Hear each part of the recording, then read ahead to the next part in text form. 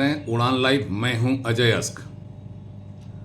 बात विकास की और बदलते हुए क्लाइमेट की। विकास की परियोजनाओं ने पेड़ों को लीला है, जंगलों को लीला है, और पेड़ लगाने के प्रति हमारी बेपरवाही ने हमें खुद के लिए खतरा पैदा कर दिया है। हालात यह हो गए हैं कि हर साल सीजन अपनी करामात दिखाने लगा है। गर्मी जहां तांडव कर रही है, ठंड जहां लोगों को बेमौसम परेशान करने लगी है, वहीं बरसात अपनी मर्जी की मालिक हो गई है। क्लाइमेट के ऐसे हालत ने हमें चिंता में डालकर यह संकेत देना शुरू कर दिया है कि अगर हम अब भी नहीं चेते तो आने वाले समय में हमारे लिए कितना बड़ा खतरा हमारे सामने होगा। हमारी भावी पीढ़ी की तो छोड़िए, हमारा अपना भविष्य किस तरह से तबाह हो जाएगा। अब तो आप ही का आसरा है, आप ही का सहारा है। हे इंद्रदेव, अपनी कृपा बरसाइए। गर्मी से त्राहिमाम कर रहे लोगों ने राहत मांगने के लिए इंद्रदेव को मनाने का काम शुरू किया है।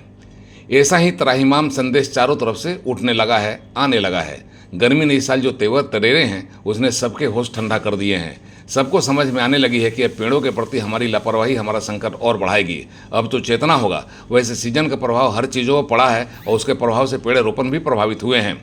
खुद जिला फॉरेस्ट अधिकारी भी मानते हैं कि क्लाइमेट बदलाव का असर सबको प्रभावित कर रहा है। उनकी माने तो बोकारो जिले में वन भूमि पर कब्जा ने वनों को प्रभावित किया है, लेकिन वन भूमि पर कब्जा हटाने की कार्रवाई भी की जा रही ताकि वनों का रोपण हो सके और क्लाइमेट का जो बदलता हुआ स्वरूप है उस पर नियंत्रण पाया जा सके।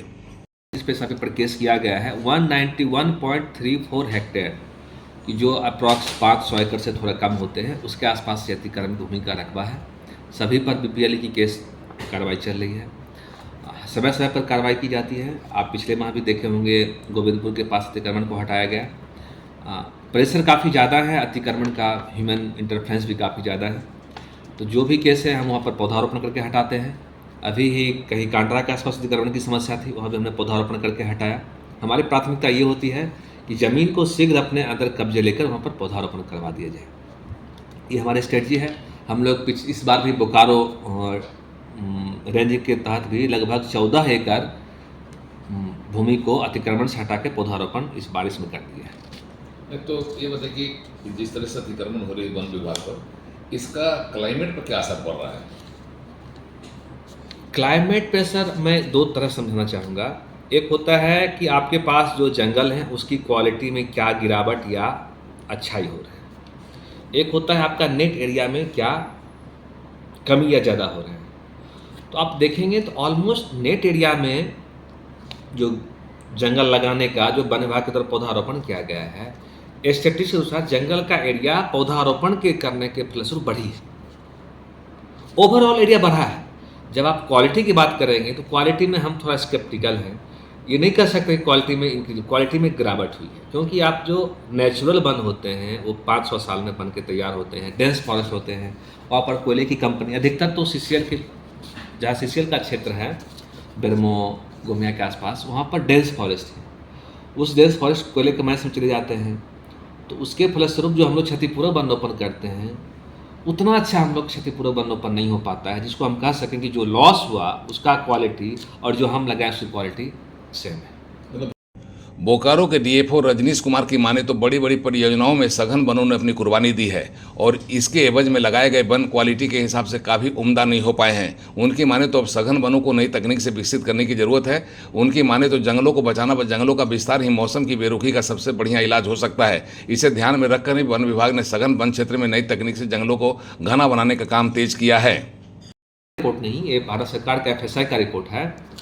नेट एरिया, ग्रीन कवर में बढ़ोतरी हुई है, लेकिन अब उतने मोटे पेड़ अब नहीं अवेलेबल हो सकते हैं। वैसे साल के पेड़ तुरंत तो नहीं बन सकते हैं, क्योंकि साल के पेड़ बनने में 100 साल लगते हैं।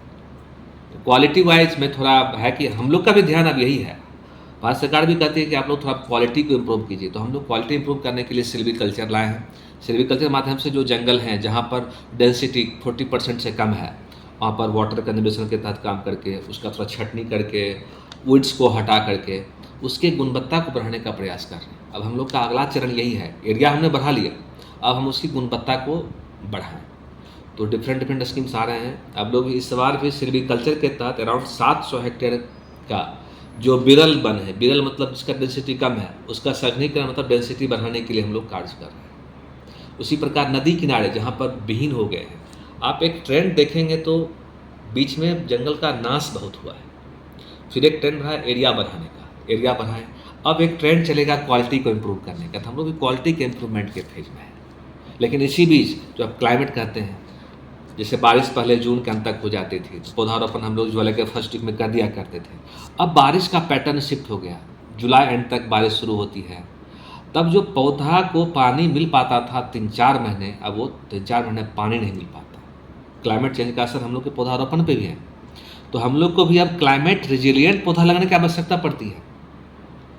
आप अपने सामने देखेंगे आसपास, जो हर जगह तार के पेड़, खजूर के पेड़ आने शुरू हो गए हैं, या पलास के पेड़, आप यहाँ से पेटरवार जाएँ, पलास के बहुत सारे पेड़ आ गए हैं।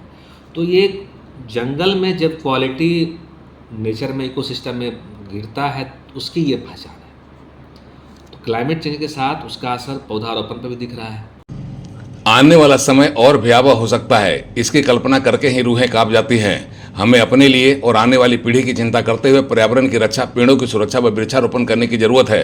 अगर हमने ऐसा नहीं किया तो आने वाली पीढ़ी हमें माफ नहीं करेगी और हम अपना वर्तमान तबाह करेंगे। सो अलग से। उड़ान लाइव ब्यूरो की रिपोर्ट।